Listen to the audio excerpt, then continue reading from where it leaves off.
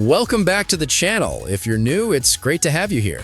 Today we're checking out something fresh from the world of everyday bikes, something that doesn't get all the hype of super bikes but plays the real game when it comes to practicality, value, and fun in the day-to-day.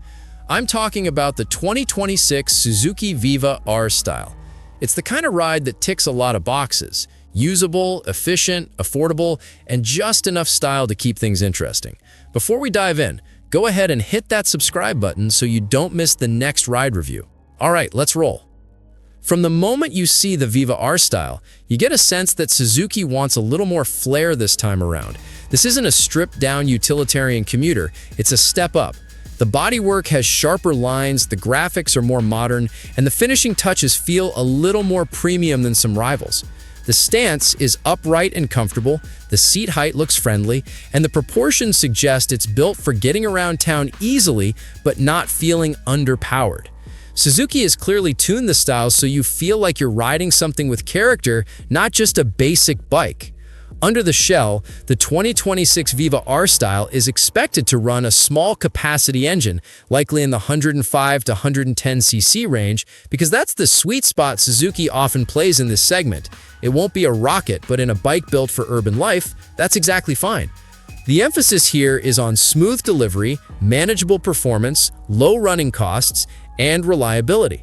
I'd estimate the output around 8 to 9 HP or slightly higher, with torque tuned for low to mid-range grunt so you feel responsive when you roll on from traffic.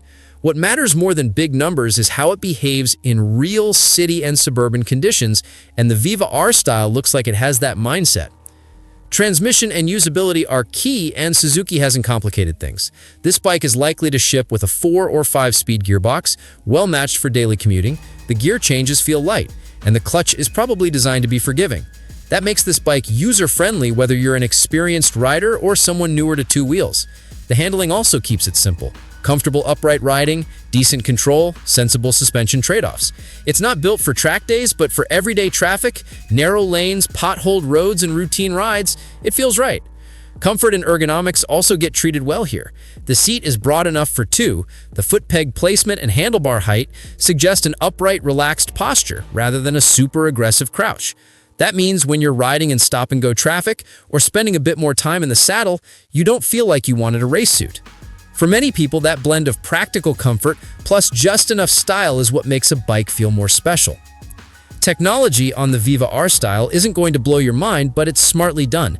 Expect a digital-analog mix on the instrument cluster, speedometer, fuel gauge, odometer, maybe a gear indicator or trip meter, possibly LED lighting front and rear, and maybe some minor convenience features like a small storage hook or decent under-seat space. Nothing over the top, but an upgrade over plain commuter bikes. Suzuki knows their audience doesn't always need every gadget, but a little modernization can go a long way. Fuel economy is one of the Viva R Style's biggest strengths. In bikes like this, the goal is high mileage with minimal fuss. I'd estimate somewhere in the ballpark of 45 to 50 kilometers per liter, or more depending on conditions, which in urban riding means fewer fill-ups, less worry, more freedom. The fuel tank size might be moderate, perhaps 4 to 5 liters in some markets, so you're not going for long touring trips, but for city work, it fits perfectly. Maintenance and running costs are also strong points. Suzuki has a large service network, spare parts should be available, and the simpler design means fewer expensive components to worry about. For a buyer who wants something reliable and low stress, that matters a lot. Parts cost low, servicing easy, these are the bikes you lose fewer nights of sleep over. On the road, the Viva R Style should feel agile. Lightweight, easy to maneuver, great in traffic, friendly in parking. When you do want to roll a little faster, it won't be explosive, but the delivery should be smooth and predictable, enough to keep things fun for daily rides. It will feel planted for its class, not nervous or skittish, but also not heavy or sluggish. That sweet balance is a big plus for any commuter bike. What about style? I like that Suzuki appears to be giving this version a bit more attitude.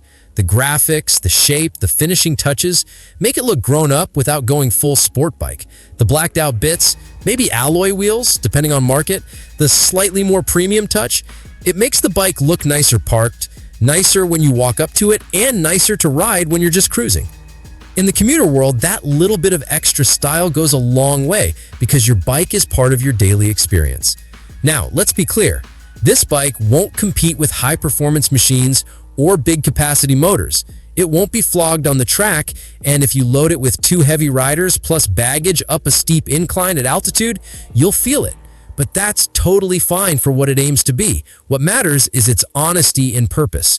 An efficient, reliable, stylish commuter that does what you ask without drama, and from what I see, the 2026 Viva R Style nails that brief. In markets where commuter bikes rule, price is always a key factor, and the Viva R Style should land well. If we convert and estimate, you'd expect something around the US $1,300 to $1,600 range, depending on local taxes, import duties, and so on. That price point makes it incredibly compelling if you compare how many functionally decent bikes cost much more. So here's the bottom line. The 2026 Suzuki Viva R Style is a smart choice if you want a real-world bike that works day in, day out, stylish enough to make you smile, practical enough to take away your worries.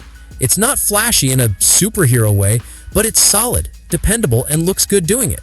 If you're after a commuter bike that doesn't feel like you settled for second best, this is one to seriously consider. Let me know what you think. Would you pick the Viva R Style over some of the other commuter options in your market? Drop your thoughts in the comments below, hit like if you enjoyed the review, and subscribe if you haven't already so you don't miss the next one. Thanks for watching, and I'll catch you in the next ride review.